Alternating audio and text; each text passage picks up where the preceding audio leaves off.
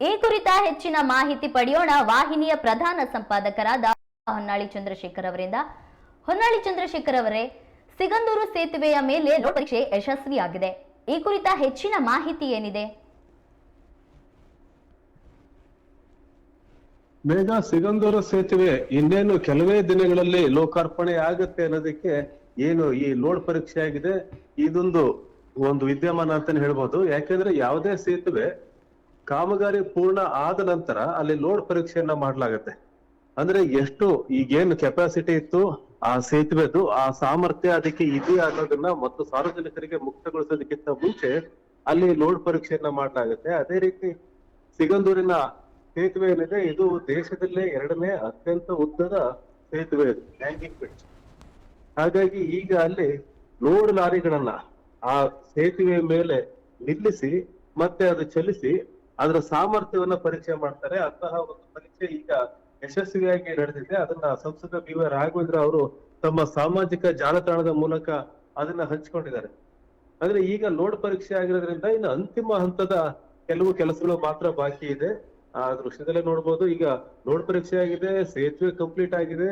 ಆದ್ರೆ ಸೇತುವೆಯ ಮೇಲ್ಭಾಗದಲ್ಲೇನೆ ಪಾದಚಾರಿ ಮಾರ್ಗ ಏನಿದೆ, ಆ ಪಾದಚಾರಿ ಮಾರ್ಗದ ಒಂದಿಷ್ಟು ಕೆಲಸಗಳು ಮಾತ್ರ ಬಾಕಿ ಇರೋ ಹಾಗೆ ಕಾಣ್ತಾ ಇದೆ. ಅಂದ್ರೆ ಇನ್ನ ಕೆಲವೇ ದಿನಗಳಲ್ಲಿ, ಬಹುಶಃ ಇನ್ನೊಂದು ತಿಂಗಳಲ್ಲಿ ಅಥವಾ 2 ತಿಂಗಳಲ್ಲಿ ಈ ಸೇತುವೆ ಉದ್ಘಾಟನೆ ಆಗುವ ಎಲ್ಲ ಸಾಧ್ಯತೆ ಇದೆ.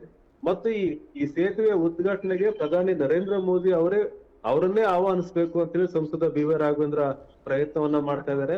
ಹಾಗಾಗಿ ಪ್ರಧಾನಿಯವರ ಕಾರ್ಯಾಲಯವನ್ನ ಮತ್ತೆ ಪ್ರಧಾನಿಯವರನ್ನ ಭೇಟಿ ಮಾಡಿ ಈಗಾಗಲೇ ಮಾತನಾಡಿದ್ದಾರೆ. ಆದ್ರೆ ಅವರ ದಿನಾಂಕ ನಿಗದಿ ಆಗ್ಬೇಕಾಗಿದೆ. ಅಂದ್ರೆ ಇನ್ನೂ ಕಾರ್ಯಕ್ರಮ ಫೈನಲ್ ಶೆಡ್ಯೂಲ್ ಆಗಿಲ್ಲ. ಆದ್ರೆ ಸೇತುವೆ ಉದ್ಘಾಟನೆಗೆ ಪ್ರಧಾನಿಯವರೇ ಬರಬೇಕು ಅನ್ನೋದು ಸಂಸದ ಬಿ ವೈ ರಾಘವೇಂದ್ರ ಅವರ ಆಶಯ ಆಗಿದೆ. ಹಾಗಾಗಿ ಈಗ ಸೇತುವೆ ಆಲ್ಮೋಸ್ಟ್ ಕಾಮಗಾರಿ 95%, 95% ಮುಗಿದಿದೆ ಅಂತಾನೆ ಹೇಳ್ಬೋದು. ಇನ್ನೇನು ಒಂದು ಸಣ್ಣ ಪುಟ್ಟ ಕೆಲಸಗಳು ಮಾತ್ರ ಬಾಕಿ ಇದೆ.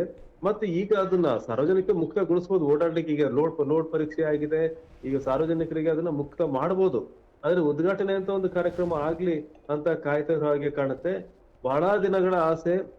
ತುಮರಿ ಬ್ಯಾಕ್ವರ್ಡ್ ಪ್ರದೇಶದ ಶರಾವತಿ ಹಿನ್ನೀರಿನ ಜನರು ಏನು ದ್ವೀಪವಾಸಿಗಳು ದ್ವೀಪದಲ್ಲಿ ಬದುಕ್ತಿರೋ ರೀತಿಯಲ್ಲಿ ಬದುಕ್ತಾ ಇದ್ರು, ಅವರನ್ನ ಸಂಪರ್ಕ ಮಾಡ್ತಕ್ಕಂತ ಒಂದು ಸೇತುವೆ ಬಹಳ ವರ್ಷಗಳ ದಶಕಗಳ ಕನಸು. 1956ರಲ್ಲಿ ಏನು ಶರಾವತಿ ಲಿಂಗನಮಕ್ಕಿ ಅಣೆಕಟ್ಟು ನಿರ್ಮಾಣ ಆಯ್ತು, ಆ ನಿರ್ಮಾಣ ಆದ ದಿನದಿಂದಲೂ ಸಹ ತುಮರಿ ಬ್ಯಾಕ್ವರ್ಡ್ ಆ ಪ್ರದೇಶದ ಜನರು ಸಾಗರ ಪಟ್ಟಣಕ್ಕೆ ಬರಬೇಕು ಅಂತಂದ್ರೆ ಅವರು ಆ ಲಾಂಚ್ ಅನ್ನ ಅವಲಂಬಿಸಿದ್ರು. ಇಲ್ಲ ಅಂತಂದ್ರೆ ಕಾರ್ಗಲ್ ಮೂಲಕವಾಗಿ ಬರ್ಬೇಕಾಗಿತ್ತು. ಅವರು ಆ ಕಾರ್ಗಲ್ ಅಲ್ಲಿಂದ ಬರ್ಲಿಕ್ಕೆ ಅವರಿಗೆ ಸರಿಸುಮಾರು ಒಂದು 50-60 ಕಿಲೋಮೀಟರ್ ದೂರ ಆಗ್ತಿತ್ತು. ಹಾಗಾಗಿ ಈಗ ಅವರು ಸೇತುವೆ ಇರೋದ್ರಿಂದ ಸಾಗರ ಪಟ್ಟಣಕ್ಕೆ ನೇರ ಸಂಪರ್ಕ ಸಿಕ್ಕಂತಾಗತ್ತೆ. ಅಷ್ಟು ದೂರ ಬರಬೇಕು ಅನ್ನೋ ಕಾರಣಕ್ಕೇನೆ ಅವರು ಒಂದ್ ರೀತಿ ದ್ವೀಪವಾಸಿಗಳು ಅಂತ ಹೇಳ್ಕೊತಾ ಇದ್ರು. ದ್ವೀಪವಾಸಿಗಳ ರೀತಿನೇ ಆಗಿದ್ರು.